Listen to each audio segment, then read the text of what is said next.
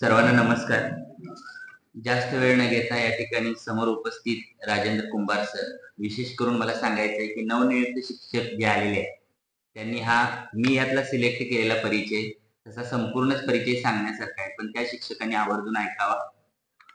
सरांचं नाव आहे राजेंद्र रायाप्पा कुंभार सर, माजी प्राचार्य, जयसिंगपूर कॉलेज जयसिंगपूर.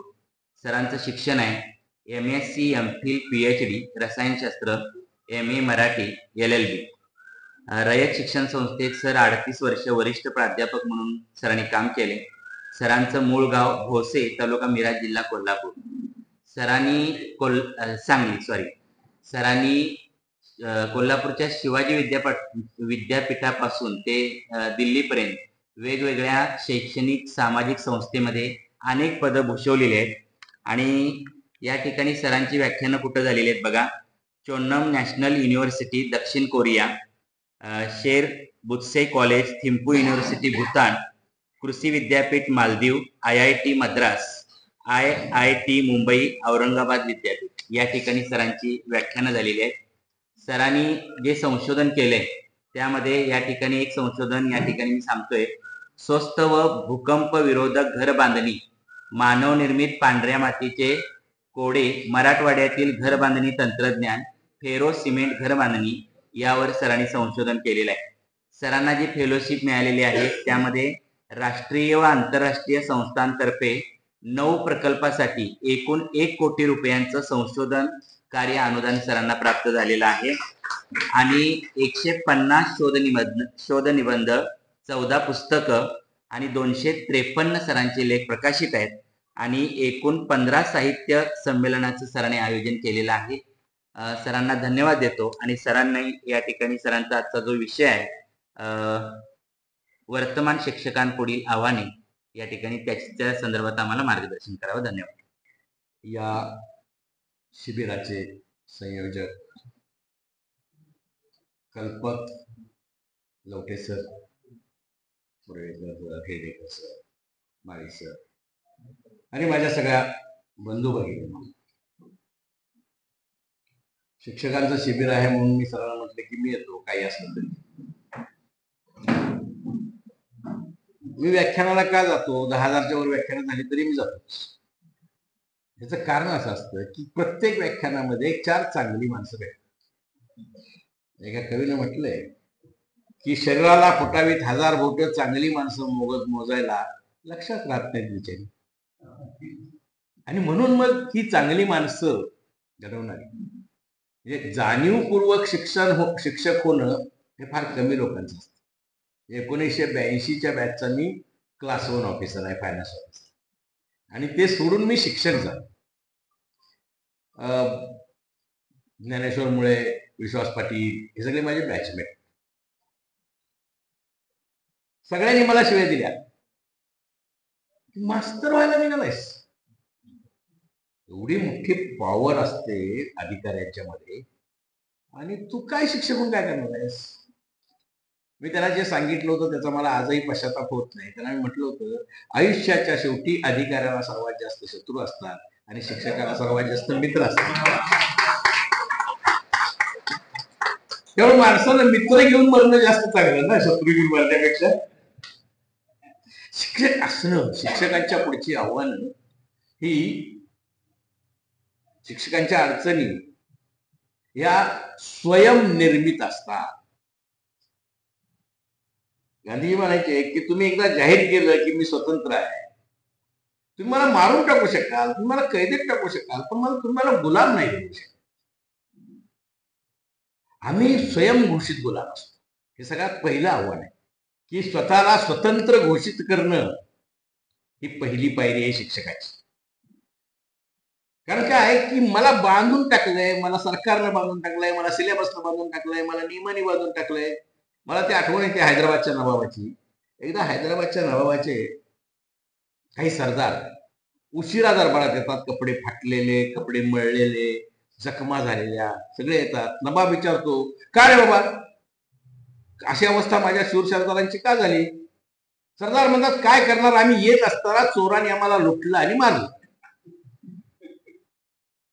मग ते म्हणले, मग त्यांच्याशी 2 हात का केले नाहीत? म्हणजे दोन हात करणार कसे? म्हणजे एक हात तलवारीत गुंतलेला, एक ढालीत गुंतलेला, लढणार कसं? अरे पण निदान पळून तरी यायचं नाही. म्हटलं दोन्ही मांड्यामध्ये घोडा अडकलेलं होतं, त्यामुळे पळता पण आलं नाही. ही गंमत असते बरं का. मी स्वतंत्र समजलो स्वतःला नेहमी आयुष्यभर. मी बंड करत राहिलो. स्वातंत्र्याची किंमत द्यायला लागली ती किंमत पण देत राहिलो. पण मी गुलाम नाही झालो ना. जर आपल्याला कोणतीही क्रांती कोणत्याही देशामध्ये करायची असती तर ती क्रांती पहिल्यांदा शिक्षकांनी करावी लागते.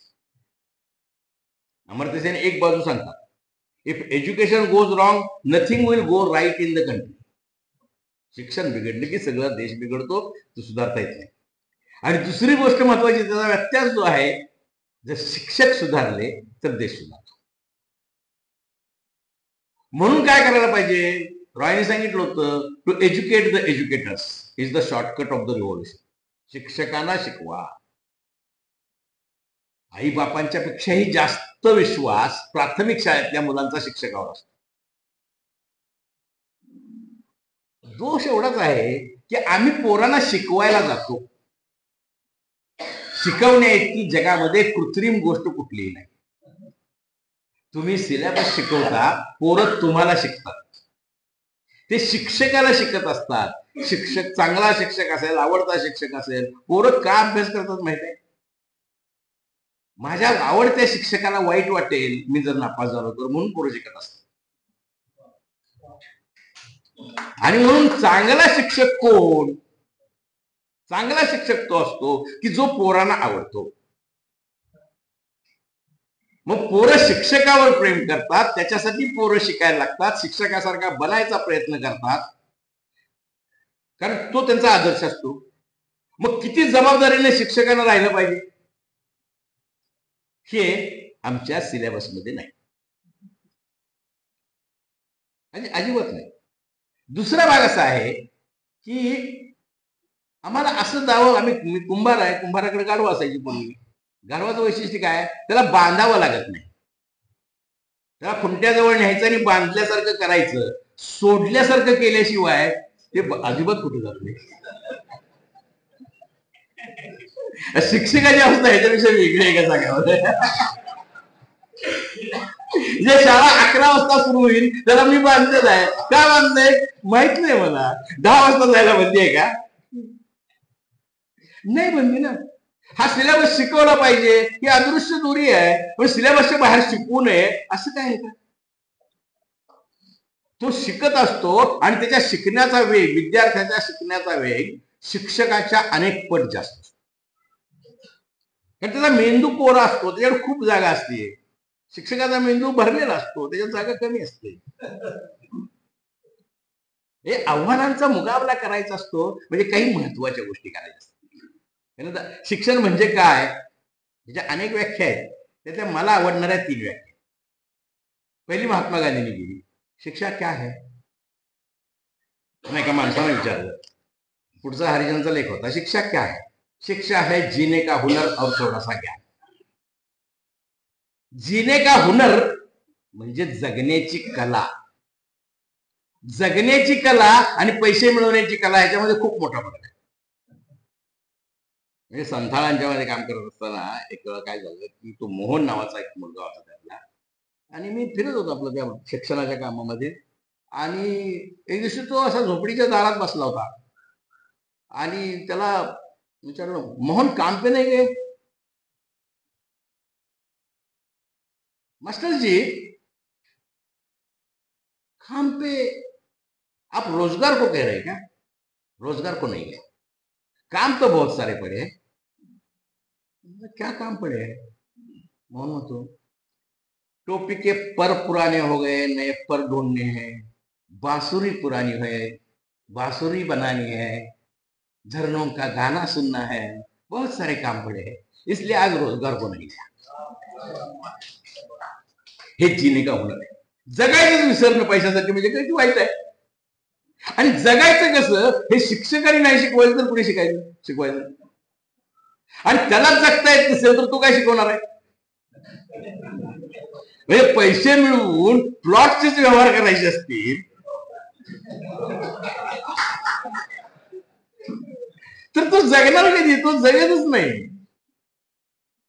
सगळे शिक्षक पैसे मिळवतात ते बायकोच्या साड्या विकत घेण्यासाठी, सोनाराचा फायदा करण्यासाठी, नाहीतर बिल्डरांचा फायदा करण्यासाठी.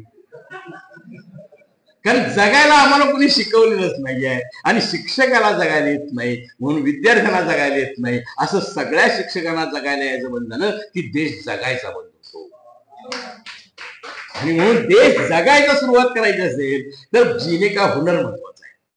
मग जीने का हुनर और थोडासा ज्ञान. दुसरी एक व्याख्या सावित्रीबाईंनी दिली, फार महत्वाची व्याख्या. शूद्रांना सांगण्याजोगा शिक्षण मार्ग भला, शिक्षणानेच येते मनुष्यत्व, पशुत्व हाटते पहा. माझ्या कुठल्या विषयाच्या सिलेबसमध्ये पशुत्व हटवणं आहे आणि ते जर नसेल तर तो शिक्षित आहे का? जुन्या याच्यामध्ये होतं की साक्षर होऊ नका. साक्षरा शब्द जो आहे ना तो उलटा वाचला तर काय होतो?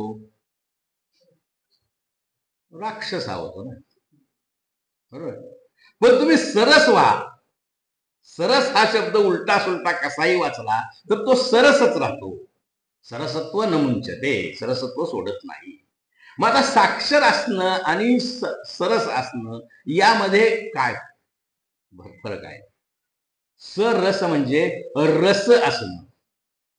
रसाचा संबंध संस्कृतीशी आहे. संस्कृती रूप, रस, गंध, सुगंध, नृत्य, संगीत याच्या सह येत असते आणि याच्याशिवाय शिक्षण शक्य नसते. आणि मग हे शिक्षण जर असेल तर शिक्षणाला आणखीन काय होतं? म्हणून तिसरी व्याख्या फुलेंची. आपली एक सवय वाईट आहे, आपण फार घाणेरडे लोक असतो. आपण आधी माणसाला मारण्याच्या ऐवजी शब्दाला मारून टाकतो. आणि शब्दाला मारून टाकण्याची सगळ्यात सोपी पद्धत काय आहे? सारखा सारखा निरर्थक पद्धतीनं वापरायचा, म्हणजे तो मरून जातो एक दिवशी. तसं सुविचार आपण मारून टाकलेले आहेत, त्याचा अर्थच गमावलेला आहे. फुले शाहू आंबेडकर हे शब्द आपण मारून टाकलेले आहेत, त्यांचा अर्थच त्यांनी गमावलेला आहे. म्हणजे फुलेंनी म्हटलेलं आहे की विद्येविना मती गेली, मतीविना गती गेली, गतीविना नीती गेली, नीतीविना वित्त गेले. हे सारे अनर्थ एका अविद्येने केले. मधलं सगळं गाळून टाकलं आणि विद्येविना वित्त, विद्या आणि वित्त जोडलं. सगळ्यात महत्वाचं आहे की शिक्षणाचं मूळ उद्देश जो आहे शिक्षणाचा तो मती निर्माण करणं. मती निर्माण करणं म्हणजे विचार करण्याची अक्कल येणं. ज्याला क्रिटिकल थिंकिंग म्हणतात ना, हे क्रिटिकल थिंकिंगच्या पलीकडची गोष्ट मती आहे. कारण मतीमध्ये क्रिटिकल थिंकिंग आहे पण मॉरल थिंकिंग पण आहे. ही मतीची आहे ना नैतिकता शिकवते. माणसानं माणसाशी कसं वागावं हे शिकवते, त्याला मती म्हणायची. कोणत्या वेळेला कोणता निर्णय घ्यायचा आणि कोणत्या निर्णयामुळं बहुजनांचं कल्याण होईल हे शिकवते, ती मती असते. एकत्र राहण्यानं काय फायदे होतात, एकत्र प्रेम केल्यानं काय फायदे होतात हे शिकवते, ती मती असते. आणि मग विद्येविना काय जातं? मती जात. म्हणून मती जाणं हे विद्या नसण्याचं मूळ लक्षण. मग याचा अर्थ काय की मती निर्माण करणं हे शिक्षणाचं ध्येय. आणि मती नसेल समाजामध्ये तर समाजाची गती अवरुद्ध होते आणि समाज हा गतिहीन होतो, त्यावेळेला तो नीतिहीन होतो. म्हणजे काय होतं? गती म्हणजे अभिसरण असतं. मतिहीन समाज आहे तो एकमेकाशी सामूहिक रीतीने जगत नाही, तो भेद तयार करतो, तो जाती तयार करतो, तो वर्ण तयार करतो, तो रंगावर्ण भेद करायला लागतो, तो अस्पृश्यता निर्माण करतो. ही गतिहीन समाजाची लक्षणं आहे. आणि मग गती गेली, नीती गेली की मग वित्त जातं. आणि फुलेंच्या दृष्टीनं वित्त नसण्याचा एक फार मजेशीर भाग त्यांनी सांगितला आहे. माणसाला दारिद्र्य आले की अर्धे सद्गुण त्याला सोडून जातात. आता एवढ्या गांभीर्यानं आम्ही फुल्यांचा हा अखंड वाचला का कधी? तो कशासाठी वाचायचा? तर मला फ्रुटफुल जगायचं आहे, मला जगायचं आहे. इथून सुरुवात करूया. शिक्षकानं विचार करायचा आहे मला जगायचं आहे, मग जगणं आणि जिवंत असणं यात फरक असतो. कारण जगण्यामध्ये आम्ही ती जाणीवपूर्वक गोष्ट केलेली असते जी मला आनंदाकडे नेते,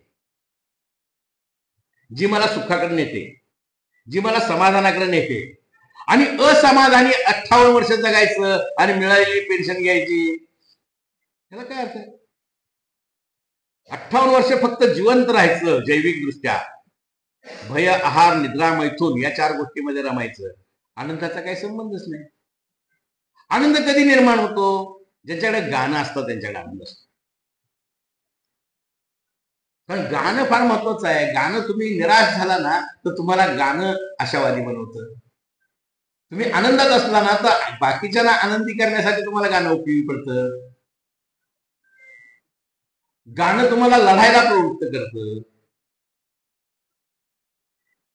आणि गाणं नसलेला शिक्षक असतो तो शिक्षकच नसतो. म्हणजे मी गाणी म्हणतो कधी कधी, माझी बायको म्हणते, बाकीचे पण म्हणतो, काय तुमचा आवाज आहे का? बोलून बोलून तुमचं नरड झालेलं आहे, तुमचा काय गळा राहिलेला नाही. हो म्हटलं, बरोबर आहे म्हणलं, पण मला गाण्याचा अधिकार आहे ना, प्रॉब्लेम ऐकणारांचा आहे. त्यांची काय, मला आनंदित राहायचंय ना, मी तिची काय करू? त्यामुळे मी अगदी केमिस्ट्रीच्या तासाला सुद्धा मी गाणं म्हणतो कधी.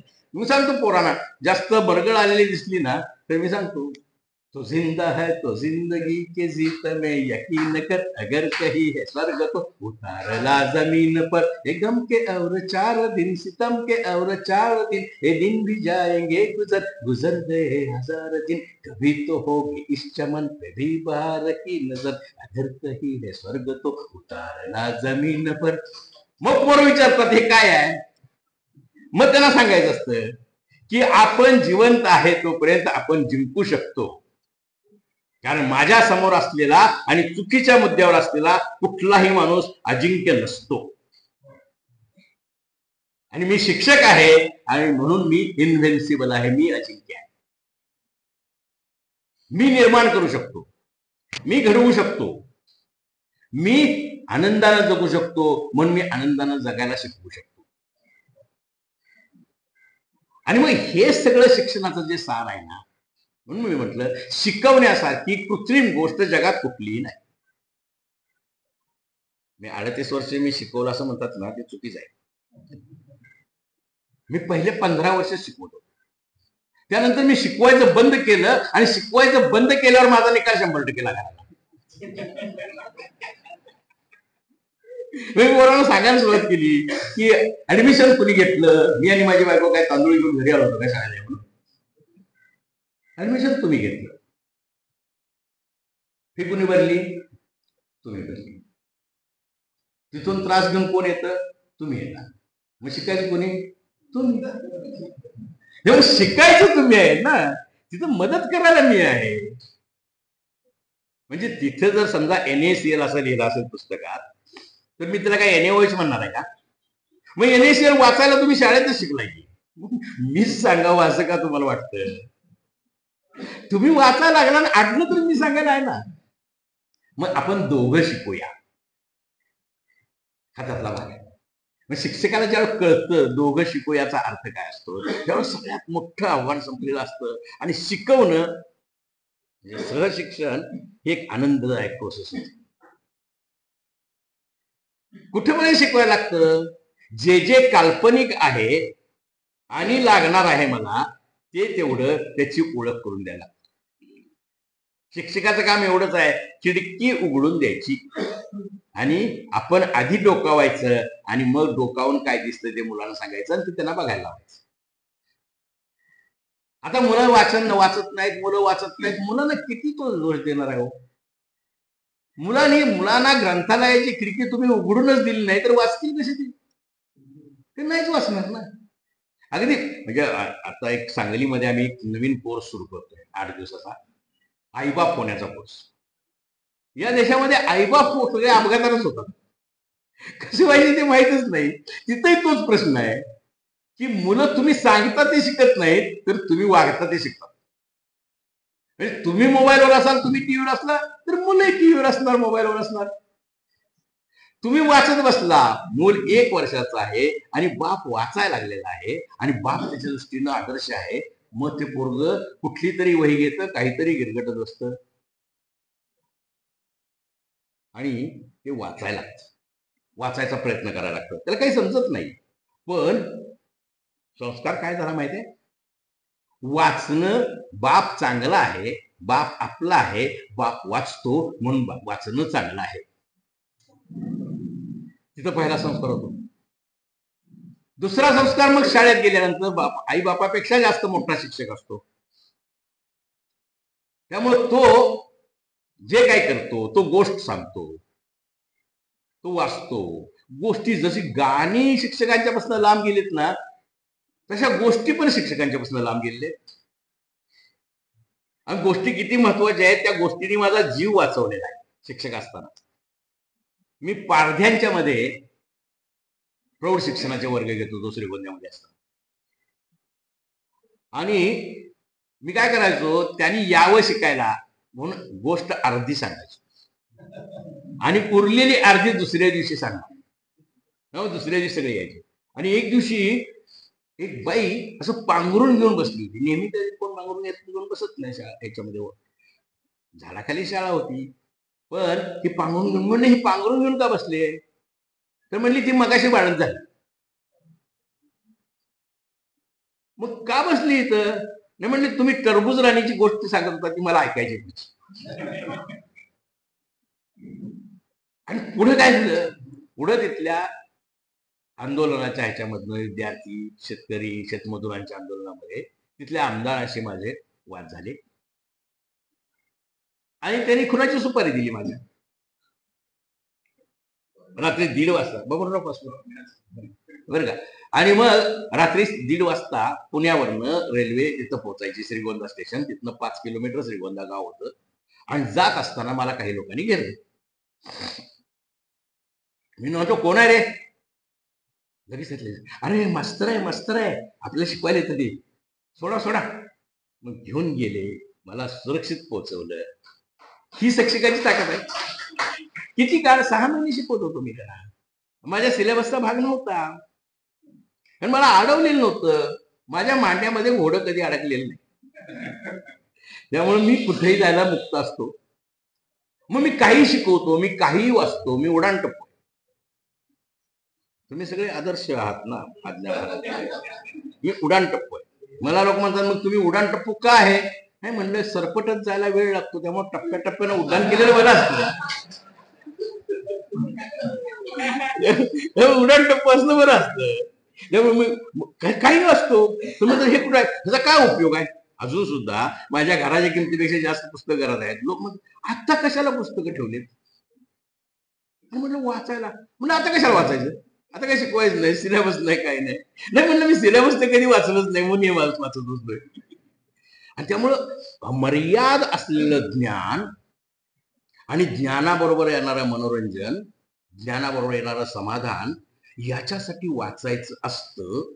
हे शिकवणं हे शिक्षकाचं काम असतं. आणि ते शिकवता न येणं हे आव्हान आहे शिक्षकांच्या पुढचं. ते का आहे, म्हणजे बीके पासी म्हणून काही लोकांनी बीएड मध्ये वगैरे नाव ऐकलं असेल, पासीस टेस्ट फॉर इंटेलिजन्स असतात ना, बीके पासींच्यावर मला काम करायची संधी मिळाली. तर हमारे शिक्षा व्यवस्था को एक रोग लग गया है, पासी म्हणायचे, हम जानवरों के डॉक्टर के लेकर आदमियों को इंजेक्शन देते. पासी साहेब काय म्हणता तुम्ही, डीएडचा शिक्षक कोण असतो, क्वालिफिकेशन काय, बीएड असला पाहिजे, बरोबर आहे. बीएडच्या अभ्यासक्रमामध्ये लहान मुलाला कसं शिकवायचं असं आहे काय, मग बीएड वाला डीएड ला का शिकवतो, आणि बीएड ला कोण शिकवतं, एमएड वाला शिकवतो. एमएडच्या अभ्यासक्रमामध्ये हायस्कूलचं शिक्षण कसं द्यायचं असं कुठले लिहिलंय काय. म्हणून ते म्हणायचे जानवरों का डॉक्टर लेके आदमियों को इंजेक्शन दे रहे. आणि ही बेसिक गोष्ट शिक्षकांच्या लक्षात आलेली नाही, तज्ञांच्या लक्षात आलेली नाही. बरं, शिक्षण कशासाठी, जे अनेक आयोग आहेत ना, त्यापैकी एक महत्वाचा आयोग आहे राममूर्ती कमिटी, राममूर्ती कमिशनचा आयोग. त्याचं नावच फार सुंदर आहे, टुवर्ड्स एनलायटन्ड अँड ह्युमेन सोसायटी, उन्नत मानवीय समाज की. शिक्षण कशासाठी? उन्नत मानवीय समाज निर्माण करण्यासाठी, नोकरी लागण्यासाठी नाही, ग्रॅज्युएट्स तयार करण्यासाठी नाही शिक्षण. उच्च शिक्षण उन्नत मानवीय समाज निर्माण करण्यासाठी. ते मोठा आहे. आपल्याकडं अजूनही शिक्षकांनी, मला शंका आहे तुमच्यापैकी कुणी सगळ्या आयोगांचे रिपोर्ट वाचले? नोटीस एनईपी 2020 मूळ मसुदा बघितलाय का? लांबनं बघितलाय का?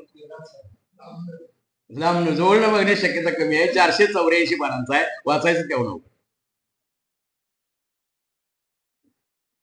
484 पानापैकी एके सुंदर सकाळी लोकसभेनं त्यातल्या 60 पानांना मंजुरी दिली आणि 24 तासात ती 60 पानं मागे घेतली आणि दुसऱ्या दिवशी 65 पानांना मंजुरी दिली. हे 5 कुठनं आले? आणि 484 हे 65 सोडून उरलेले निरुपयोगी होते काय? कुठल्या शिक्षकानं कधी विचार केला का? सगळ्या शिक्षक संघटना शिक्षकांच्या प्रश्नावर भांडतात, शिक्षणाच्या प्रश्नावर भांडणारी संघटनाच नाही. पण शिक्षणाचे प्रश्न सुटले की शिक्षकांचे आपोआप सुटतात, हे आपल्याला माहितीच नाही. प्रश्न शिक्षकांचा आहे, तो शिक्षण संबंधित आहे. ज्या दिवशी शिक्षणाचे प्रश्न लोकांना शिक्षक समजावून सांगायला लागतील, त्यावेळेला पालक शिक्षकांच्या प्रश्नावर भांडतील. हो, कारण शिक्षक हा पालकांनी आपल्या मुलांना माणूस बनवण्यासाठी नेमलेला माणूस आहे, व्हाया सरकार. मग पालक भांडतील. पालकांचं काय म्हणणं आहे? आमचा काय संबंध आहे आणि आम्ही काय करू शकतो? शिक्षकांनी कधी सांगितलंच नाही पालक काय करू शकतात. आता हा जो प्रश्न आहे शिक्षणाचा प्रश्न, ह्या एनईपी 2020 मध्ये आम्हाला आमच्या गुरुजींनी अनिल सदगोपालनी एक गोष्ट शिकवली. काय शिकवली? बहुत बार ये कहा जाता है कि पॉलिसी बहुत अच्छी है लेकिन इंप्लीमेंटेशन बुरा है. ये गलत है. पॉलिसी ही ऐसी बनाई जाती है, उसका इंप्लीमेंटेशन किया नहीं जा सकता. इम्प्लिमेंटेशन होणारच नाही अशी पॉलिसी करायची, कारण इम्प्लिमेंटेशन करायचंच नसतं. सरकारला करायचंय असं वाटतं तुम्हाला? शिक्षकांचं पुढचं सगळ्यात महत्वाचं आव्हान आहे ते एनईपी. म्हणजे तुम्हाला आत्महत्येसाठी उपयोगी असणाऱ्या विषयाच्या गोळ्या दिल्या आणि त्या किती छान आणि उपयोगी आहेत म्हणून सांगितलं, तर खाल काय तुम्ही? मग आता काय करायला लागलाय? खाय लागलाय ना तुम्ही. NEP 2020 is a non-implementable. त्या 484 पानामध्ये 120 पानं अशी आहेत की जी युएसच्या सिलेबस मधली कटपेस्ट आहे. फिनलंड पॉलिसी, कारण तिकडचे जे लोक आहेत आणि भारतातला मान्यवर कुठलाही शिक्षण तज्ञ त्या कमिटीत नाही. आणि म्हणून तिरुवनंतपुरमला एक मुलाखत झाली कस्तुरी रंगन यांची, की तुम्ही या पॉलिसीमध्ये काय केलेलं आहे, तुमचं काय कॉन्ट्रीब्युशन आहे? ते म्हटले माझं काहीही कॉन्ट्रीब्युशन नाही, मला सरकारनं सांगितलं तुमच्या हाताखाली काही लोक देतो आणि ते करतील, ते पहा आणि मंजूर करा. कारण मी कस्तुरी रंगांना ओळखतो सायंटिफिक कम्युनिटीमुळे. चांगले स्पेस सायंटिस्ट आहेत, पण चांगले स्पेस सायंटिस्ट आहेत, एज्युकेशनिस्ट नाही आहेत. म्हणजे मलखांब चांगला खेळतो म्हणून त्याला रांगोळी काढायला बोलवा काय? मग कस्तुरी रंगांना हे काम का सांगितलं असेल? कधी आपण विचारलेलं नाही. तर कस्तुरी रंगन काम सांगितलं की सरकारला हवं तसं ते करून देतात. हा सरकारला अनुभव होता. कारण चांद्र मोहिमेसाठी 400 कोटी रुपये पाहिजे. हे 400 कोटी तुम्हाला देतो आम्ही, पण तुम्ही पश्चिम घाटातला माधव गाडगिळांचा रिपोर्ट बदलून आम्हाला पाहिजे तसा निसर्गाची हानी करणारा रिपोर्ट करून द्या. त्यांनी तो करून दिला. त्यामुळे लक्षात आलं सरकारच्या की he is a his master's voice. त्यामुळे तुम्ही शिक्षणाचा पण रिपोर्ट करून द्या आम्हाला पाहिजे तसा. ज्या रिपोर्ट ज्या आयोगा अन्वये भारतातलं बहुसंख्याकांचं शिक्षण बंद करता येईल असा एक अहवाल तयार करायचं काम त्याच्याकडे होतं.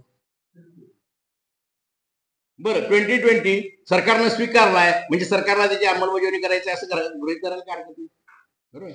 कोठारी कमिशननं 60 साली सांगितलं होतं 6% ऑफ द जीडीपी. 2020 पासून दरवर्षी शिक्षणावरचा खर्च कमी झालेला आहे बजेटमध्ये आणि तो सध्या ऑल टाइम लोएस्ट म्हणजे 2.4% आहे. 2.4%. आणि या जपान ज्या गोष्टी सांगतात त्यांचा दुसऱ्या महायुद्धानंतरचा जीडीपीच्या 60% खर्च शिक्षणावर होता. कसं आपण कॉम्पिट करणार आहे? जर्मनी सारखा देश, रशिया सारखा देश, क्युबा सारखा देश, भूतान सारखा गरीब देश, सिक्कीम, हे सगळीकडं शिक्षण केजी टू पीजी मोफत आहे. ज्या वेळेला पीएचडी आणि पोस्ट ग्रॅज्युएशन जर्मनी मधलं मोफत केलं, तिथल्या अध्यक्ष अँजेला मार्केल होत्या, त्यावेळेला त्यांच्या सिनेटमध्ये खूप त्यांच्यावर टीका झाली की तुम्ही फुकट वाटायला लागलाय. अँजेला मार्केलने सांगितलं it is the best investment of the country. The investment in the education is the best investment of the country. आणि म्हणून हे मी मोफत करणार आहे. भारतातनं जर्मनीत गेलेल्या पोराला सुद्धा शिक्षण मोफत आहे. त्यांना परवडतं.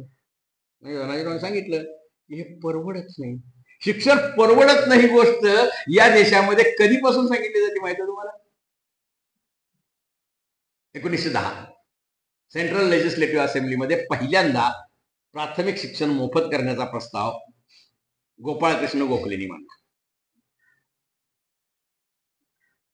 आणि त्यावेळेला बिहार मधल्या एका संस्थानिकानं 5000 सह्यांचं निवेदन व्हायसरायला. ते निवेदन असं होतं की जर तुम्ही शेतकऱ्यांच्या आणि मजुरांच्या पोरांना शिक्षण दिलं तर आम्हाला शेतासाठी मजूर मिळणार नाहीत. मजूर नाही मिळाले तर शेतीचं उत्पन्न कमी होईल, सरकारला मिळणारा कर कमी होईल आणि ब्रिटिश सरकारचं व्यापक नुकसान होईल. म्हणून शिक्षण द्यायचं नाही आणि म्हणून ठराव फेटाळला. कारण त्यावेळेचं हे होतं की व्हेटोचा अधिकार, शेवटचा अधिकार व्हायसरायकडे असायचा. तुम्ही लेजिस्लेटिव्ह असेंब्लीमध्ये काही करा. त्यानंतर सयाजीराव गायकवाड आणि त्यानंतर शाहू महाराजांचं धोरण आहे. मग शिक्षण परवडण्यासारखं आहे, परवडण्याचा विषय आहे का नाही याच्याबद्दल शाहू महाराजांनी दिलेलं उत्तर जास्त महत्वाचं आहे. शाहू महाराजांनी ज्यावेळेला मोफत शिक्षणाचा कायदा केला त्यावेळेला कोल्हापूर संस्थानचा एज्युकेशनवरचा खर्च मुंबई प्रांताच्या इंग्रज सरकारच्या एज्युकेशन खर्चापेक्षा जास्त होता. मुंबई प्रांत म्हणजे कराची पासून जमखंडी पर्यंत. आणि मग हे त्यांच्या बजेटला परवडणारं नव्हतं म्हणून पहिल्यांदा त्यांनी मानकर यांच्यावर टॅक्स लावला शिक्षणाचा. तरी पैसे कमी पडायला लागले. मग त्यांनी देवस्थानची सगळी उत्पन्न शिक्षण खात्याला वर्ग केली आणि त्याचा खूप मोठा दंगा झाला. शाहू महाराज म्हटले शांतपणे, ते म्हटले की शिक्षण ज्ञान देणे हे परमेश्वराचे काम आहे म्हणून परमेश्वराचे पैसे परमेश्वराच्या कामी लावण्यामध्ये मला काय वाटत नाही.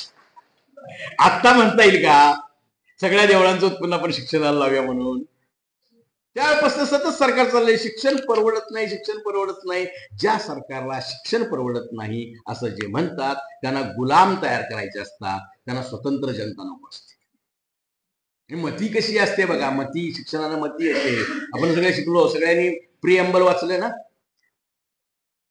प्रस्ताविका संविधानाची. त्याच्यामध्ये 2 शब्द आहेत, लोकशाही आणि दुसरा शब्द आहे गणराज्य. हा 2 शब्द करायची गरज आहे. लोकशाही बस आहे ना.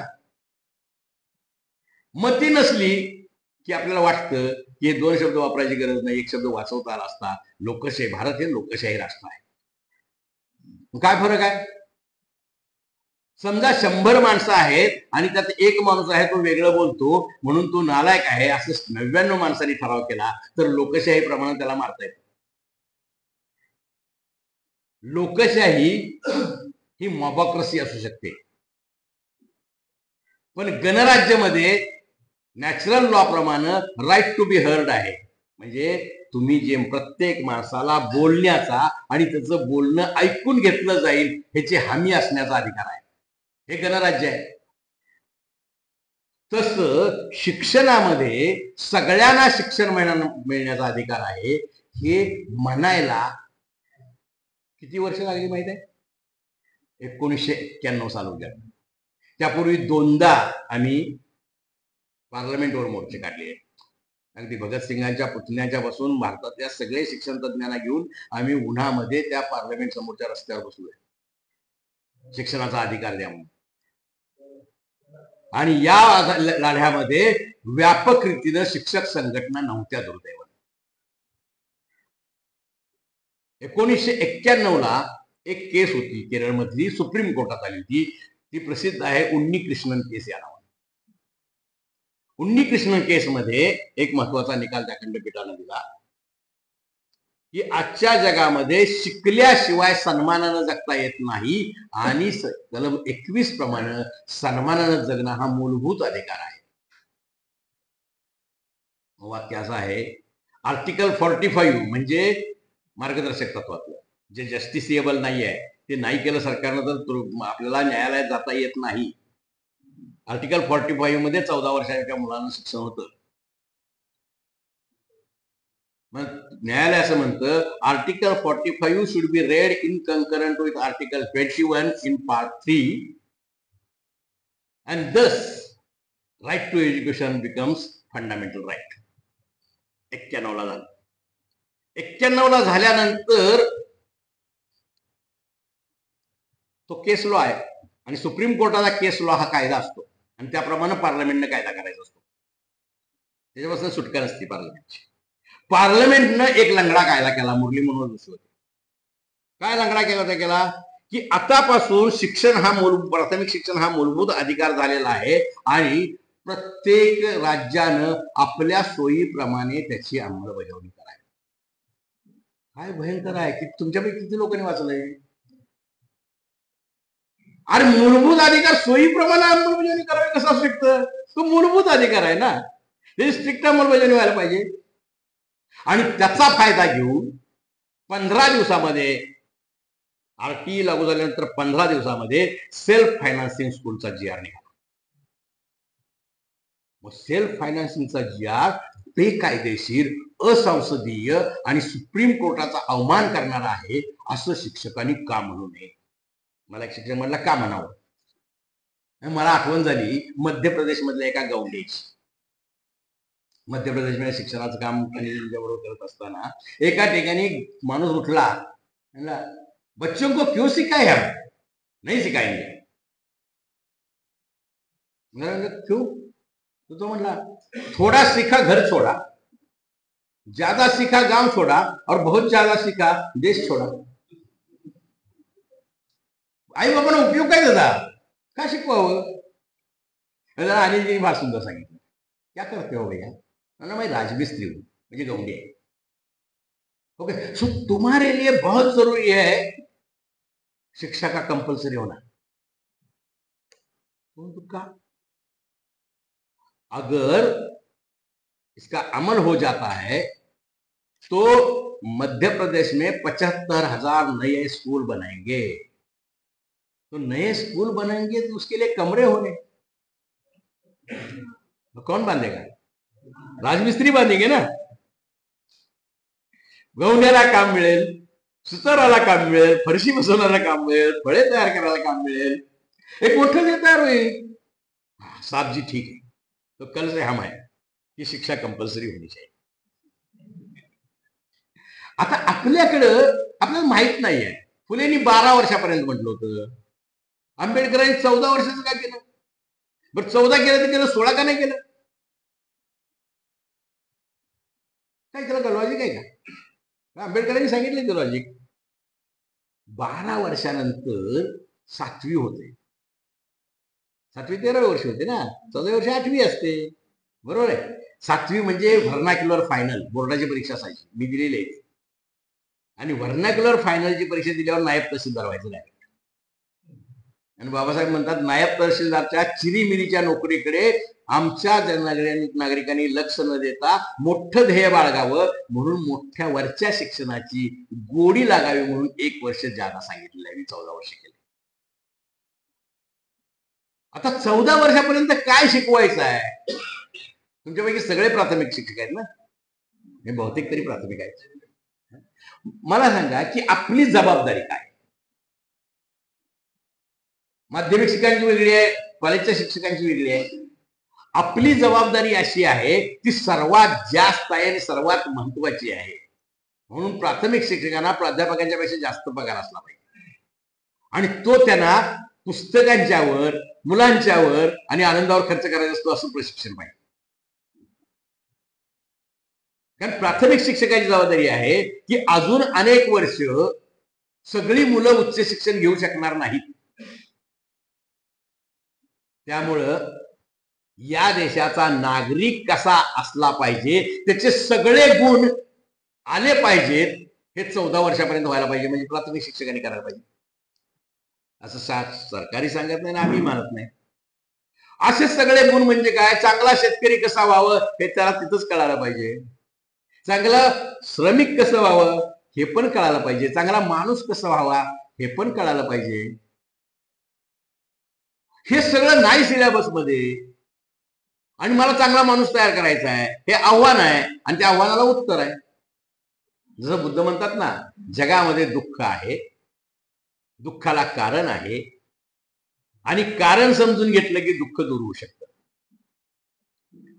तसं माझ्या पुढे आव्हान आहे, आव्हानाला कारण आहे आणि ते कारण समजून घेऊन त्याप्रमाणे वागलं तर कारण नष्ट होऊन मला एक सुखी समाधानी शिक्षकाचं आयुष्य मिळेल.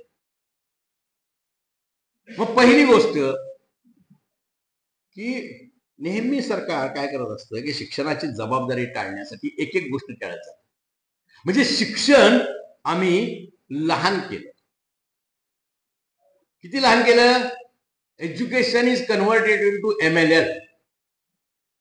MLL म्हणजे मिनिमम लेवल ऑफ लर्निंग ना,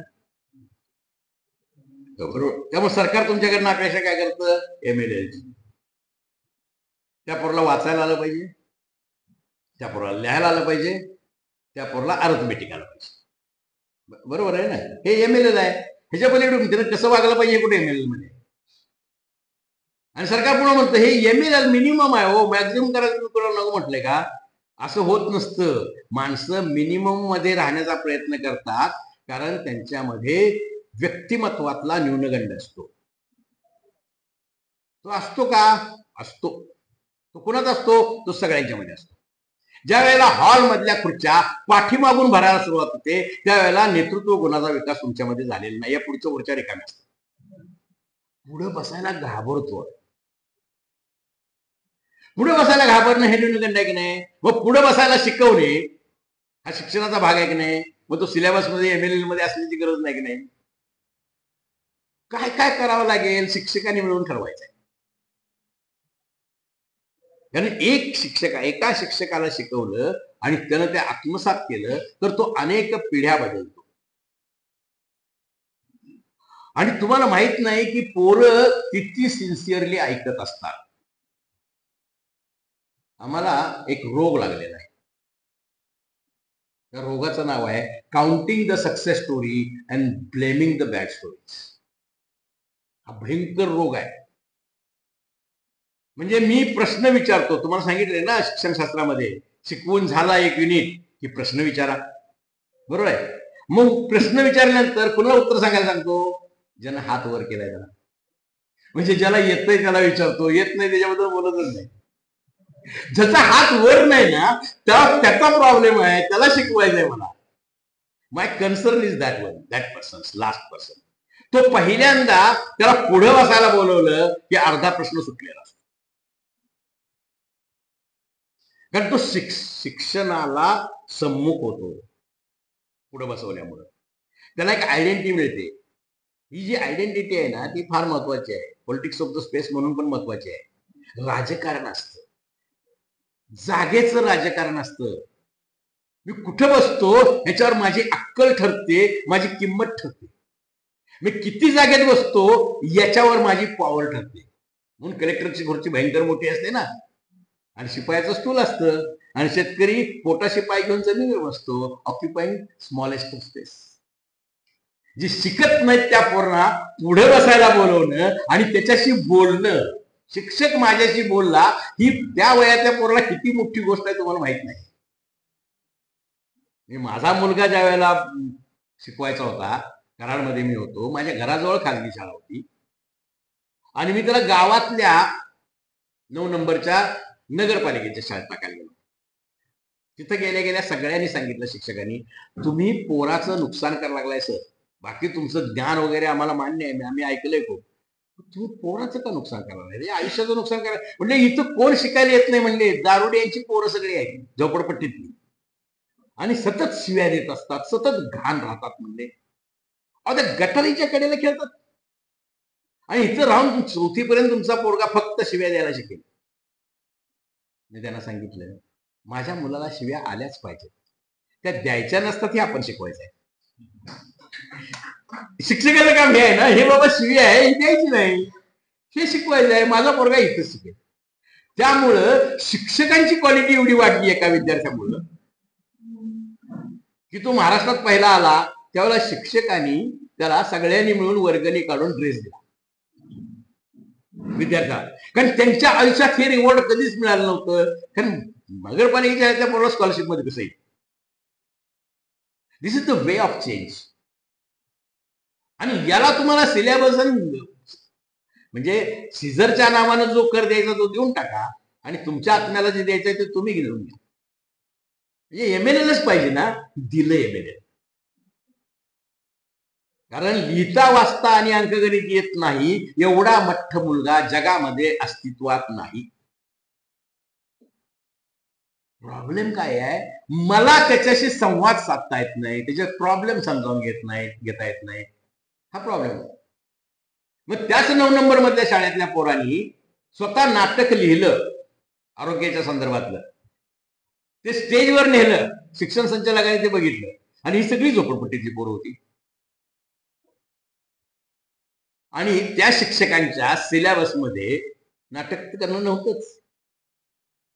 पण ती पोरं उच्च शिक्षणामध्ये गेली आपोआप, पुन्हा नव्हते हे शिक्षक, ती पोरं वाचायला शिकली. एकदा काय झालं की मी गेलो होतो आणि ती भयंकर वादावादी चालली होती. त्या शिक्षकानं पत्त्याचे कॅट जप्त केले होते. जुगार खेळतात पोरं. मॅडम तुम्हाला माहित आहे का, हे जुगारच खेळतात का पत्त्याने खेळतायत? नाही नाही, याचा बाप जुगार खेळतो, हा जुगारच खेळतो. आपण ते काय खेळतात बघितलं का? उद्या म्हणलं आपण ह्याच्यावर बोलूया. दुसऱ्या दिवशी मी 10 पत्त्याचे कॅट घेऊन त्या शाळेत गेलो, आणि मग पोरांना घेतलं आणि पोरांना सांगितलं आपण पत्ते खेळायचे. मग काय खेळायचं, 4थीतली मुलं होती, 4थीतल्या मुलांना सांगितलं काय खेळायचं, आपण बेरजी गाढवाने खेळायचं. बेरजी गाढव नावाचा एक खेळ असतो बरं, ज्यातनं बेरीज आणि वजाबाकी शिकता येते. आता हे शैक्षणिक साधन झालं ना, ते जुगाराचं साधन त्याच्या बापाचं आहे, पण पोराचं शैक्षणिक साधन होऊ शकतं ना ते. पोरांनी अनेक गोष्टी शिकल्या. पहिलीच्या पोरांनी मोजायला, आकडे मोजायला शिकलं, किती पत्ते आहेत मोजायचे आहेत, त्याच्यावर आकडे आहेत, त्याला किमती दिल्या, म्हणजे गुलामाला किंमत दिली, राणीला किंमत दिली, राजाला किंमत दिली, आणि मग 304 नावाचा एक खेळ नवीन शिकली. म्हणून इतकं चांगलं शैक्षणिक साधन आहे. एकदा ती शिक्षिका रागवत होती गोट्याने खेळण्याबद्दल. अहो म्हणलं मॅडम, हा अतिशय महत्वाचं शैक्षणिक साधन आहे, त्याच्या गोट्या जप्त करून का करायला लागलाय तुम्ही? गोट्या खेळणं म्हणलं अतिशय चांगलं साधन आहे ना, कारण तुम्ही मेंदूच्या 2 भागांची जास्तीत जास्त काळजी घेता, तिसरा भाग तुम्ही विसरलाय. एक कॉग्निटिव्ह डोमेन आहे, दुसरा अफर्मेटिव्ह डोमेन आहे, आणि तिसरं सायकोमोटर डोमेन आहे ना. आपल्या शाळेमध्ये, आपल्या सिलेबसमध्ये सायकोमोटर डोमेनला जागाच नाही. म्हणजे मी जे विचार करतो तसं मला वागता आलं पाहिजे, तसं माझ्याकडनं ऍक्शन झाली पाहिजे, त्याला सायकोमोटर डोमेन म्हणतात. ज्ञानात्मक माहिती आणि ऍक्शन. गोट्यांचा एक डाव असतो, मी ज्यावेळेला गोटी मारत असतो त्यावेळेला 300 पेक्षा जास्त क्रिया माझ्या मेंदूमध्ये होत असतात. म्हणजे माझी उंची काय आहे, ती गोटी किती लांब आहे, माझ्या गोटीचा जोर किती आहे, माझा अँगल किती आहे, हे सगळं तो पोरगा शिकत असतो. माझ्याकडे मोटरसायकल होती, पण माझं पोरग वडापच्या रिक्षातनं जायचं नाही तर चालत जायचं. त्याच्याबद्दल पुन्हा शिक्षकाने आक्षेप घेतला. म्हटलं मला अपंग मुलगा तयार करायचा नाही ना. आताचा प्रॉब्लेम तोच आहे.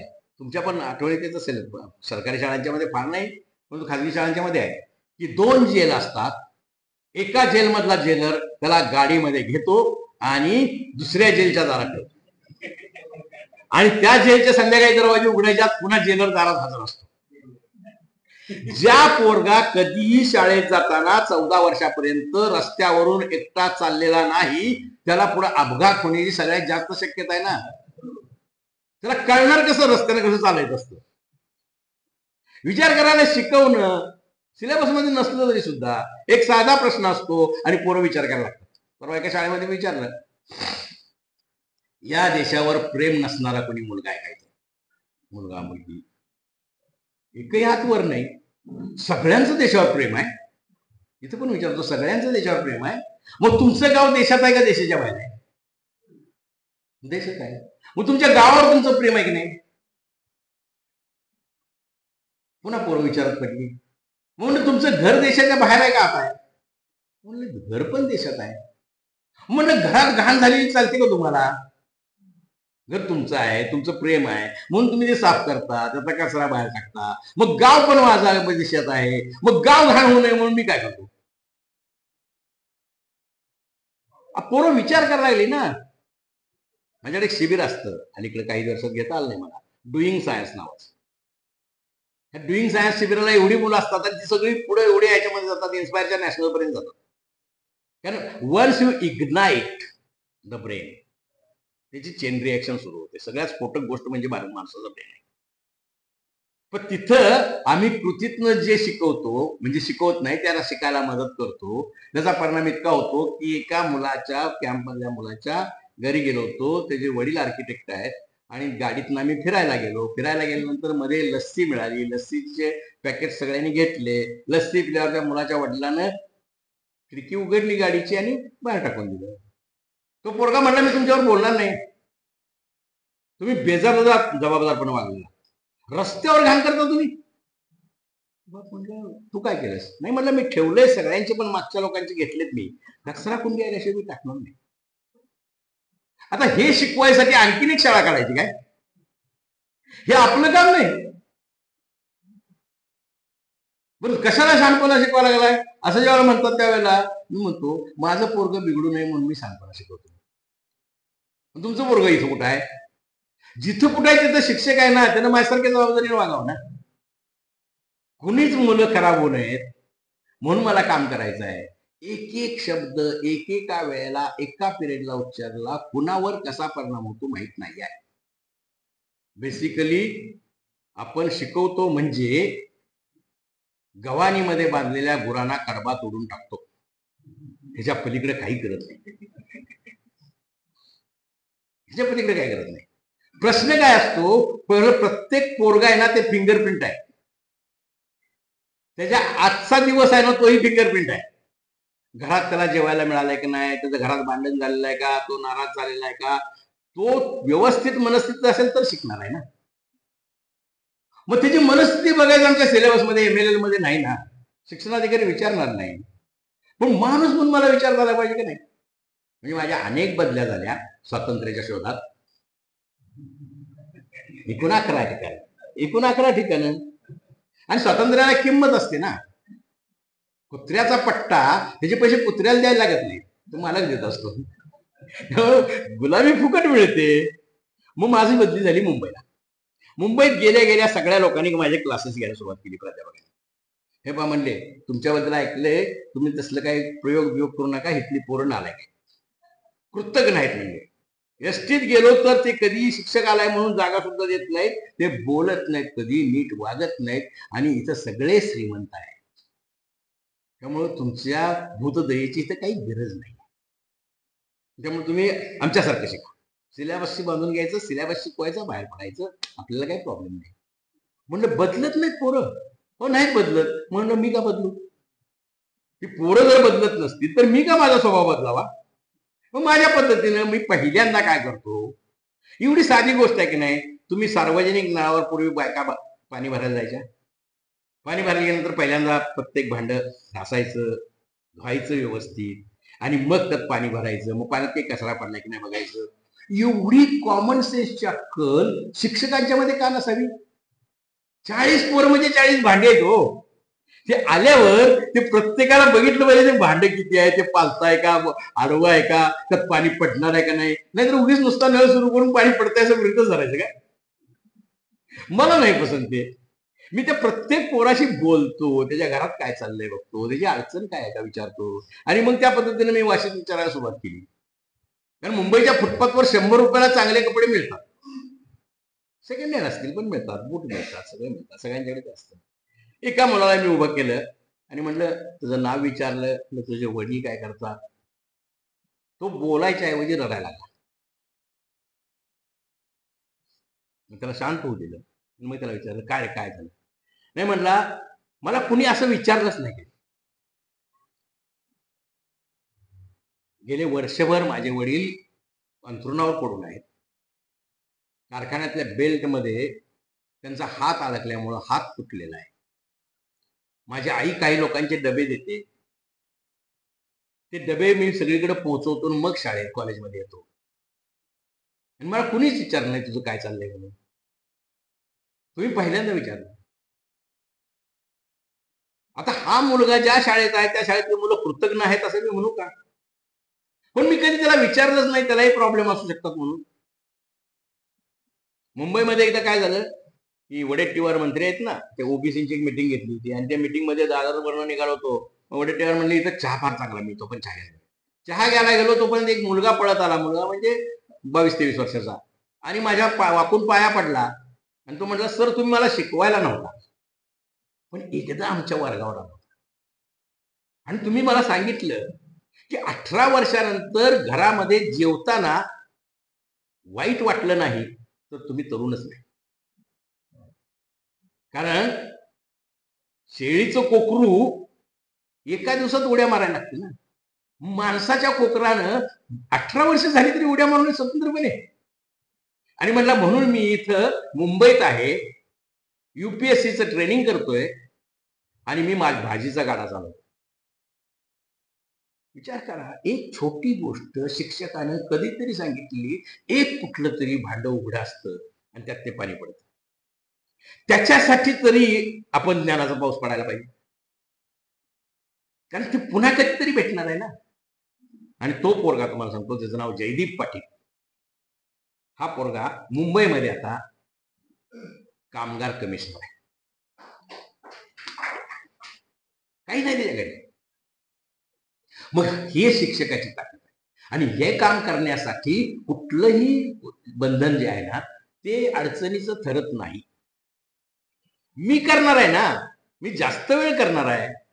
मी once a teacher forever. मी आजही शिक्षक आहे. शिक्षक कधीच रिटायर होत नसतो, आणि 24 तास तो शिक्षकच असतो. ज्याला पैसे मिळवण्यासाठी शिक्षक व्हायचं आहे ना, त्यांना सुंदरपैकी माझ्याकडे यावं. मी सांगेन मटक्याचे आकडे घ्यायचे. कारण आज एवढ्या महागाईच्या काळात सुद्धा 15,000च्या वर हप्ता नाही हो पोलीस स्टेशनचा, तेव्हा त्यात जास्त पैसे मिळतात. आणि तथाकथित जी प्रतिष्ठा पाहिजे ना ती पण मिळते. एका गावामध्ये माझं एक लांबचा कार्यकर्ता होता, आणि नाईलाजान तो मटका बिटका घ्यायचा. तो सारखा बोलवायचा, सर या की, सर या की. आणि म्हणलं, मला तुझं त्या गावामध्ये तुझा पत्ता माहित नाही. म्हणलं, मी पत्ता सांगणारच नाही. पोलीस स्टेशनला जायचं आणि त्या साहेबांच्याकडे जायचं म्हणून सांगायचं. बुलेटवरनं इन्स्पेक्टर तुम्हाला त्याच्या अड्ड्यावर.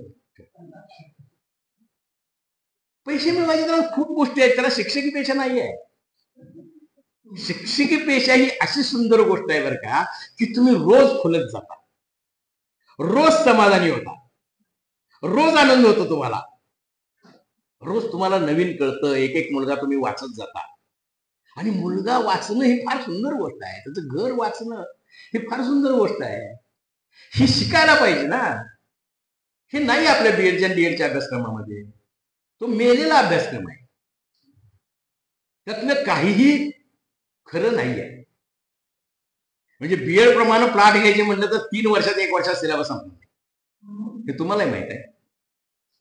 त्या पद्धतीने करायचं झालं तर पुढे असं आहे की हे मी करतोय. तुम्ही कधी विचार केलाय का की MLL साठी किती दिवस लागतात? मी प्रयोग केले. म्हणजे चांगलं वाचणं, चांगलं लिहिणं आणि चांगली आकडेमोड करता येणं याच्यासाठी 3 महिने पुरतात कुठल्याही मुलाला. मग ते 4थी पर्यंत मी करत असतो तरी माझ्याकडे BSc पुरत त्याला वाचायला शिकतो. मला मेमो मिळाला प्राचार्यांच्याकडनं, तुम्ही टाइमपास करण्यासाठी वर्गामध्ये मुलांच्याकडून पुस्तक वाचून घेता. हो म्हटलं मी घेतो. एक आरोगंट उत्तर आहे आणि एक खरं उत्तर आहे. कोणतं देऊ? म्हणजे तुम्हाला काय म्हणायचं ते म्हणा म्हटले. आरोगंट उत्तर असं आहे म्हटलं की मी ज्या वेळेला वर्गात असतो ना त्यावेळेला मी वर्गाचा मालक असतो. तुम्ही नाही मला शिकवायचं. मी तिथं काय करायचं मी ठरवणार.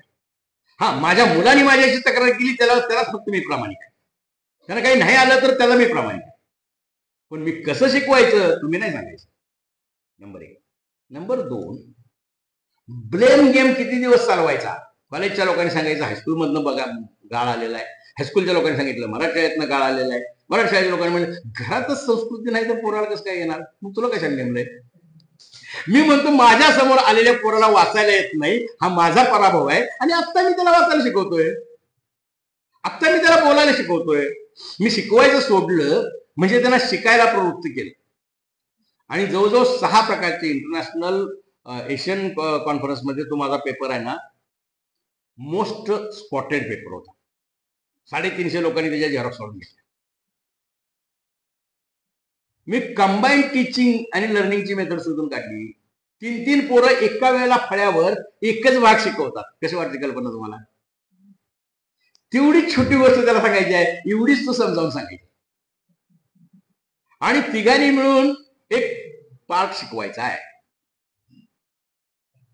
ही गोष्ट आम्ही गुणवत्ता वाढीसाठी नाही. मी प्राथमिक शाळेमध्ये आणि वाल्मिकी पठारावर माझी शाळा होती त्याच्यामध्ये आम्ही टीचर्सचे 2 भाग केले होते. तुम्हाला माहित आहे की शिक्षक कमी असतात सरकारी शाळेमध्ये आणि डोंगरी भागामध्ये आणखीन कमी असतात. मग तिथं आम्ही टीचर्स आणि ऑनरेबल टीचर्स, ऑनररी नव्हे ऑनरेबल टीचर्स असा एक प्रकार केला होता.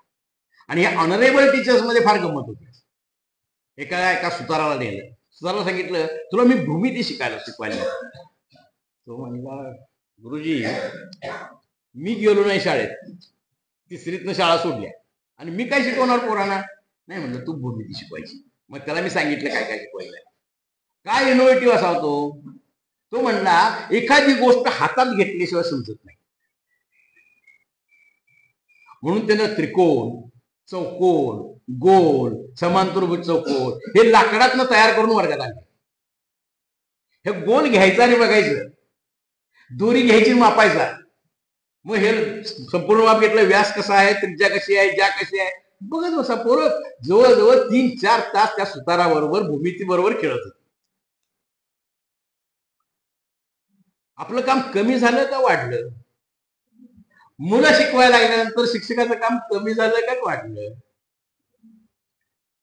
त्यातली जी प्रगत समजली जाणारी मुलं आहेत त्यांनी अप्रगत समजली जाणाऱ्या मुलांना शिकवायला सुरुवात केली. माझं काम कमी झालं का वाढलं? आमच्याकडे कॉलेजला एक इंटरनल असेसमेंट असते. मी कुठलंही ट्युटोरियल त्याचे प्रश्नपत्रिका कधीही काढली नाही. त्यातलं एकही ट्युटोरियल मी तपासलं नाही. पण माझं रेकॉर्ड कधी झालं नाही असं झालं नाही. मग मी काय करतो, वर्गात येतो, सांगतो की परवाच्या दिवशी आपल्याला एक ट्युटोरियल लिहायचं बरं का, ते या टॉपिकवर आहे. मग त्याच्यावर काय प्रश्न विचारावा रे? शिक्षक असाल तर तुम्ही काय प्रश्न विचाराल? 1, 2, 3, 4 येतात. मग 4 पैकी कमी महत्वाचा कुठला आहे तो पुसून टाकायचा. मग शेवटी एक शिल्लक राहतो. मग हा प्रश्न आपल्या ट्युटोरियलचा प्रश्न आहे. घ्या लिहून लिहायला सुरुवात करा ना. लिहिलं की मग मी त्याचं मूळ उत्तर काय असायला पाहिजे तेवढंच फळ्यावर लिहितो. मग तपासा की एकमेकाचे ट्युटोरियल. आणि मग CR आहे ना मार्क लिस्ट तयार कर ना. मी सही करेन शेवटची. याच्यावर सुद्धा मला मेमो मिळाला. तुम्ही कामचुकारपणा करताय म्हणले, विद्यार्थ्यांना तपासायला होताय म्हणलं. तसं नाहीये, तुम्हाला शिक्षणशास्त्र कमी कळतं म्हणलं. बहुसंख्य वेळेला प्राचार्य कोण होतं माहिती का? मी प्राचार्य होतो तरी सांगतो बरं, शिकवायला त्याचा अजिबात उपयोग नाही आणि पगार तर द्यावा लागणार नाही, त्याच्यामुळे त्याला प्राचार्य करूया ना. त्यांना म्हटलं की ज्या वेळेला मी वाचायला सांगतो त्यावेळेला एकदाच वाचन होतं, ज्या वेळेला मी ट्युटोरियलचे प्रश्न काढायला सांगतो त्या मुलांच्या डोक्यामध्ये त्या विषयाची उजळणी होते, ह्याच्यावर काय प्रश्न विचारता येईल बरं. त्यानंतर ते लिहितात त्यावेळेस दुसरी उजळणी होते आणि तपासतात त्यावेळेस तिसरी उजळणी होते. वर्गात 3 उजळण्या झाल्यानंतर परीक्षेच्या वेळेला काय करायला लागत नाही. आणि त्या पोरामध्ये कॅपॅसिटी येते की कुठल्याही टॉपिकवर काय प्रश्न विचारला जाईल, एवढं शिकवायला कुठे वेळ आपल्याकडे. त्याच्यापेक्षा हे एक एक्झरसाइज, अशा अनेक एक्झरसाइज करता येतात. आपल्या आव्हानावर मात करून पुढे जायचं आहे ना, तर तुम्ही कमीत कमी शिकवायला सुरुवात करा आणि तुम्ही शिकायला मदत कशी करायची हे शिकायला सुरुवात करा. त्याचे खास क्लासेस तुमची इच्छा असेल तर आपल्याला घेता येतील. अगदी खूप छान आहे, खूप सुंदर आहे की मी साक्षी भावानं रोप वाढताना शेतकरी पाहतो ना, तसं मी मूल वाढताना पाहिजे.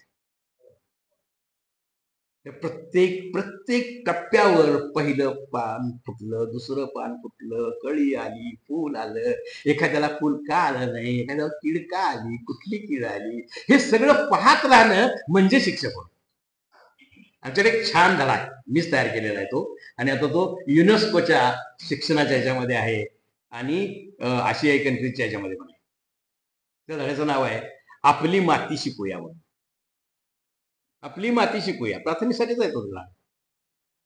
मग मुलांना काय सांगितलं की आपल्याला कुठली तरी माती घेऊन यायची आणि प्रयत्न असा करायचा दुसऱ्या कोणाला मिळणार नाही अशी माती कोणाला मिळते बघूया. त्या गावाच्या परिसरातली सगळी माती, सगळ्या प्रकारची माती जमा होते आणि ती प्लास्टिकच्या बरण्यामध्ये ठेवली असायची. मग पहिल्यांदा हातात घेतल्यावर समजतं ना, मग ती माती हातात घ्या, मऊ लागली का खडबडीत लागली, गरम लागली का थंड लागली, लिहा माझी माती अशी आहे. मग चाळणी घ्या, चाळून बघा त्याच्यामध्ये बारीक भाग मोठा आहे का खडे जास्त आहेत. मग ते कुठले कुठले प्रकार आहेत, मग तिथं आत चार्ट लावलाय मातीचे प्रकार, ते बघा ना. आपली माती कशी आहे शोधून घ्या आणि बाकीच्यांना सांगा तुमची माती कशी आहे. मग पुन्हा गाळणं घ्यायचं आणि त्या मातीमध्ये माती ठेवायची गाळण्यामध्ये, वरनं पाणी ओतायचं. अगोदर कोरड्या मातीचं वजन करायचं आणि नंतर गाळण्यातनं पाणी खाली गेल्यावर उरलेल्या मातीचं वजन करायचं. म्हणजे काय मिळालं रे, मातीत पाणी किती गेलं ते मिळालं. म्हणजे मातीची जलधारण क्षमता कळाली मला. ते झाल्यानंतर मग काय पण घेऊन या प्लेट आणि त्याच्यामध्ये आपल्याला धान्य लावायचं आहे.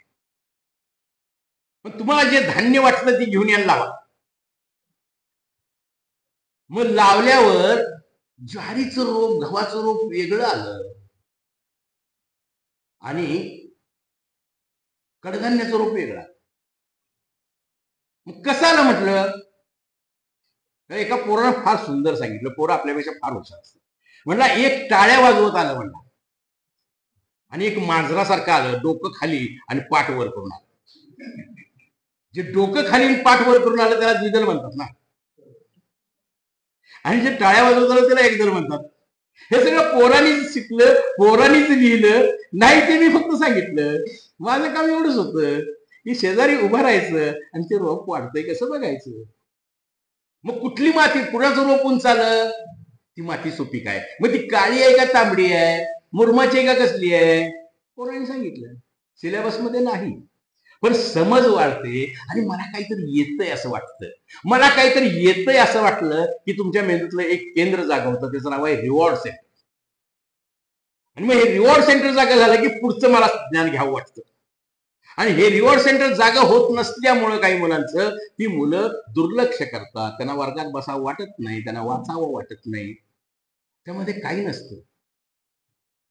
आणि एखाद्या गोष्टीचं माकड कसं करावं हे सरकारकडनं शिकावं. म्हणजे 94 साली 7,000 भारतभरातली मुलं आणि 7,000 दिल्लीतली मुलं यांचा 8 दिवसाचा एक कॅम्प आम्ही घेतला होता, जॉय ऑफ लर्निंगचा. आणि त्याचं गाणं होतं, त्या गाण्याचं हे होतं, इस देश के बच्चे मांग रहे हैं गुरुजी से ऐसी शिक्षा जिसमें थोड़ा ज्ञान हो, छोटे छोटे गीत हो, थोड़ा सा संगीत हो, खेल हो, खिलौने हो. Joy of learning. मग सरकारनं ते मोठ्या मनानं सांगितलं, अर्जुन सिंग होते, सगळीकडे आपण जॉय ऑफ लर्निंग सुरू करणार आहे, आनंददायी शिक्षण. झालं ना? तुम्ही सगळे ते अनुभवलंय ना, आनंददायी शिक्षण नावाची नाटकं. बरोबर? नाटकं का म्हणतोय मी? तिथं 4 गाणी शिकवली आपल्याला. चल चल शाळेला जाऊ चल तारा. 5वं गाणं कोणी तयार केलं काय रे? मग मरून गेलं ना ते. जॉय ऑफ लर्निंगच मरून गेलं. त्याच्यापेक्षा जास्त मेलेली इंग्रजी शाळा आहे. माझं वय आता 66 वर्ष आहे. मी 6 वर्षाचे असताना Johnny Johnny, yes papa, little twinkle twinkle little star, jack and जिल, हिकरी डिकरी डॉग, एवढीच गाणी होती. आणि 60 वर्षानंतर तेवढीच गाणी आहेत. शिक्षण वाढणंच नाही तर पोरगं कसं वाढणार आहे? हे वाढणं जे आहे ना, हे शिकायचं आहे. हे वाढणं बघायचं, कसं वाढणं. मला गाणं म्हणता आलं पाहिजे. आता मी शाळेबाहेरची शाळा नावाचं जयसिंगपूरला सुरू करतोय, रिटायर झालेल्या शिक्षकांचं. रिटायर झालेल्या शिक्षकांनी, रिटायर झाल्यानंतर काय होतं, माणसाचं डोकं नष्ट होतं का त्या क्षणी? नाही नष्ट होत. काय नष्ट होतं? घरातला सन्मान नष्ट होतो. रिटायर झाला म्हणजे वाया गेला. म्हणजे पोरं कामाची आहेत, पोरं नोकरीला जाणार आहेत, त्यांना सगळ्यांना काम आहेत, त्यांनी आधी जेवायचं, मग नंतर म्हाताऱ्यानं जेवायचं. कोणी विचारत नाही. अशा शिक्षकांना काही गोष्टी येतात. त्या येतात कविता चालीवरच्या. आजकालच्या शिक्षकांना येत नाही, त्यांना शिकवलेली. म्हणजे अजूनही आम्ही काल येताना 2 कविता म्हणतो. कोकण दरिद्री बोलते कोण, छे छे ती सोन्याची सुंदर खान, पिवळ्या पिवळ्या केतकी राणी, त्याचा सुगंध हा कोणो कोणी, कवडासे झाडीत सोन्याची नाणी, ठाई ठाई देई माडफे कोणी. कितवी होती माझी कविता? दुसरी. अजून लक्षात आहे? लाडकी बाहुली होती माझी एक, मिळणार तशी ना शोधून दुसऱ्याला. एक लय जी मेंदूच्या फ्रिक्वेन्सी संबंधित असते. एक लय नसलं की मुलगा शिकत नाही. ही लय शिक्षकाच्या अंगाने आधी वाढवली पाहिजे, मग पोरांच्या मध्ये गेली पाहिजे. मग हे म्हातारे शिक्षक ही लय, ही कविता देऊ शकतात. आणि शेवटची मजेशीर कविता सांगतो आणि आपण थांबूया. एक का मला 4थीला कविता होती, बैलावर कविता होती. बैलासारखा मठ्ठा असं आपण म्हणतो ना, बैलो बायस नुसता. ती कशी आली? सहज एकदा कैलासावर सती पार्वती आणि शंकर मजेत सारी पाठ खेळती, गंमत नंदी हसत बघेती, डाव लागला उलटायाला कैलासाचा नाक खवळला, हाती क्षणभर कापती फासे, विजय आनंदे गिरिजा हासे, क्रुद्ध होऊन शंकर खेळे, उलटून पडले फासे सगळे, एक पटावर फासा उडली, दूर संगोटी जाय उडून, ठेवावी ती कुठे पटावर, यास्तव माझे वाद भयंकर, काही केल्या वाद मिटेना, शंकर गौरी कुणी हटेना, दोघे बोलले नंदी लागुनी, सत्य काय ते सांग या क्षणी, मान हलवून वदला सत्वर, म्हणतो शंकर तेच बरोबर. क्रुद्ध होऊन गिरिजा बोले, मूढा वदसी असत्यवाणी, घेई माझा साप या क्षणी, वंशबंधमती होईल तवरे, बैल म्हणून जगच हिणविल सारे, जन्मोजन्मी अवजड खडक बसेल त्यांच्या जुमाने. किती वर्षांची कविता आहे, माझ्याकडे अजून आहे, आणि त्याला रिदम आहे. हे नसलेलं जर प्राथमिक शिक्षण असेल ना, तर तुम्ही पोरच नाही तयार करू शकत. हे छान असावं, सुंदर असावं, आनंददायी असावं. आणि संध्याकाळी गेल्यावर, मला घरात गेल्यावर मुलांना सांगायला शाळेत काय घडलं, बायकोला सांगायला किंवा नवऱ्याला सांगायला काही चांगल्या गोष्टी असाव्यात. कोण नालायक कसा शिक्षक आहे, हेडमास्तर किती नालायक आहे, आणि मला किती काम करायला लागतं, आणि तरी हा शिक्षक लगेच घरात येऊन बसतो, घरात अभ्यास करत नाही. पोराला असं वाटतं की अभ्यास नाही केलं तरी चांगला पगार मिळतो. त्यामुळे शिक्षकांची पोरं सगळ्यात जास्त बिघडतात. पण ह्याच्यापेक्षा चांगलं काहीतरी असावं, ह्याच्यासाठी काय करता येईल? पुस्तकं देता यावीत. छोट्या छोट्या माझे शिरगुटे सर म्हणून गुरुजी बोलले, सारख्या शिव्या द्यायच्या बरं का, पण इतकं प्रेम करायचे की त्यांची बायको नर्स होती तरी सुद्धा दसऱ्याच्या वेळेला ती हारा माहिती आहे का, मोठी वाटी असते की नाही, 2 हारे भरून कडाकण्या करून ठेवायची आणि सोनं द्यायला गेलं की प्रत्येक मुलाला कडाकणी मिळायची. तेव्हा अख्खी शाळा सोनं द्यायला निघायसाठी. आता मला पहिलीतला शिक्षक मी आज 66व्या वर्षी विसरू शकत नाही ना. तर हे शिक्षक होणं त्याच्या समोरचं आव्हान तो स्वतःच आहे. त्यानं बंधनं लादून घेतलेली आहे, त्यातनं मुक्त व्हा. जे सरकारला द्यायचे रिपोर्ट त्याला देऊन टाका, पण उरलेलं जे डोमेन आहे ना ते माझं आहे. हे क्षेत्र माझं आहे, याचा मी राजा आहे आणि मी याला जे पाहिजे ते मी याचं बनवणार आहे. मी बदलणार आहे लोकांना, मला बदलता बदलता की माझ्या जीवनाच्या संध्याकाळी मला समाधान मिळेल की मला हजारो फुलं माझी फुललेली आहेत, माझे हजारो मित्र आहेत आणि त्यांच्याबरोबर मी सुखाना शेवटचा श्वास घेणार आहे. याच्यासाठी शिक्षक व्हा. आणि मला सहन केल्याबद्दल धन्यवाद. जय हिंद.